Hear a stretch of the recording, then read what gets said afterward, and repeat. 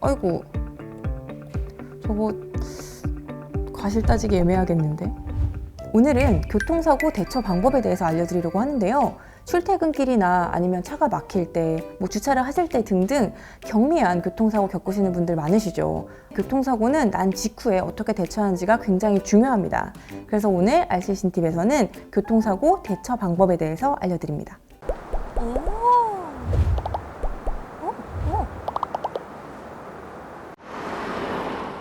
여기 가득이요.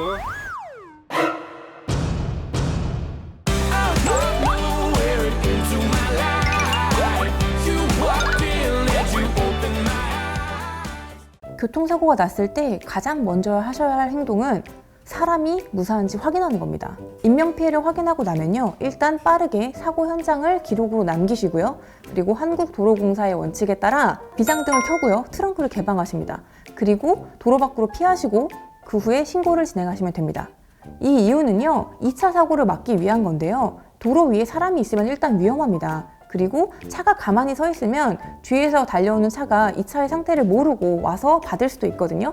그렇기 때문에 트렁크를 개방하고 비상등을 켜서 사고가 났음을 혹은 정차하고 있음을 알려주고요. 사람은 일단 빠르게 대피하여야 합니다.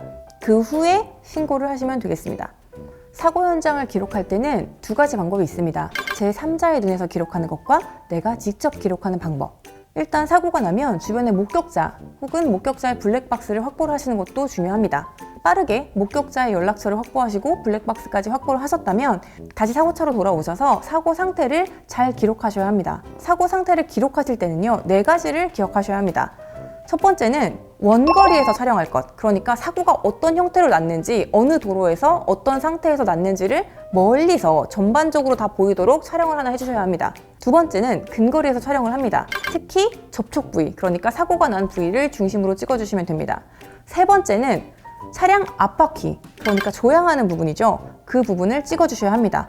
앞바퀴가 왼쪽으로 가던 중이었는지 오른쪽으로 가던 중이었는지 그게 굉장히 중요하거든요. 그래서 차량의 앞바퀴를 찍어줍니다. 그리고 마지막 4번째로는 블랙박스를 확보하셔야 합니다. 사실 본인이 과실이 있는 경우에는 자기 블랙박스를 숨길 수도 있거든요. 그렇기 때문에 상대 차량에 블랙박스가 있는지 확인을 하시고 그 블랙박스 영상을 꼭 확보하셔야 합니다. 블랙박스 영상 확보가 어렵다면 블랙박스가 달려 있었다는 증거를 사진으로 찍어주셔야 합니다. 블랙박스 사진이 없다면 일단 본인이 과실일 경우에 발뺌을 할 수 있어요. 상대편 운전자가 블랙박스가 없다거나 아니면 본인이 운전하지 않았다던가 이런 식으로 거짓말을 할 수가 있거든요. 그렇기 때문에 블랙박스가 있었다, 그런 증거를 확보하시는 게 중요하고요. 가끔 음주운전이나 무보험 이런 경우에 운전자를 바꿔치기 하는 경우가 있습니다. 그런 경우에 대비를 하셔서라도 미리미리 사진을 찍고 그리고 본인이 본 운전자가 맞는지 확인을 하셔야 합니다. 기록을 마치고 일단 안전한 장소로 이동을 하셨다면 이제 보험사 또는 경찰서에 연락을 하셔야 될 타이밍입니다. 사고 정도에 따라서 어디에 연락할지가 달라질 수 있어요. 그리고 연락을 안 하실 수도 있습니다. 사실 정말 경미한 사고 같은 경우에는 당사자들끼리 합의를 하고 그냥 헤어지는 경우도 있습니다. 이런 경우에 주의하실 점은 뺑소니로 행여 신고되지 않으시려면 반드시 연락처를 교환한 기록을 남기셔야 합니다. 연락처 기록은요, 그냥 명함만 주고받으면 안 됩니다. 그게 내 명함인지 상대방의 명함인지 확인할 방법이 없거든요. 그렇기 때문에 반드시 전화를 걸어서 상대방 핸드폰에 내 번호가 뜨도록 혹은 상대방의 번호가 내 핸드폰에 뜨도록 기록을 남겨두는 걸 의미합니다. 그러면 통신사에도 기록이 남게 되겠죠. 그리고 두 번째는 어느 정도 비용이 들어가는 사고 처리가 필요한 그런 사고의 경우에는 일단 보험사에 연락을 하셔야 합니다. 그래서 보험사에서 사고 조사반이 와서 그 보험사끼리 합의를 진행하게 됩니다. 보통 이런 경우에는 과실 비율 때문에 보험사가 오는 경우가 많습니다. 그리고 이 보험사들끼리 과실 비율이 합의가 되지 않거나 혹은 인명피해가 발생을 했을 경우에는 반드시 경찰서에 신고를 하셔야 합니다. 또한 뺑소니 사고라던가 아니면 교통사고 처리 특례법에 따른 12대 중과실에 해당하는 경우, 그리고 음주 측정을 거부하는 경우에는 피해 여부나 정도에 상관없이 일단 처벌 대상이기 때문에요, 즉시 경찰서에 연락을 하셔야 합니다.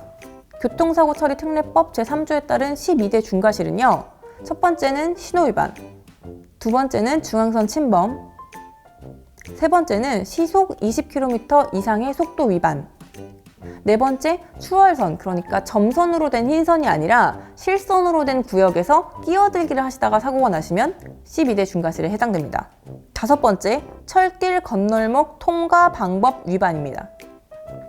6번째, 횡단보도에서 보행자와 사고가 나는 경우입니다. 7번째, 무면허 운전이고요. 8번째, 음주운전.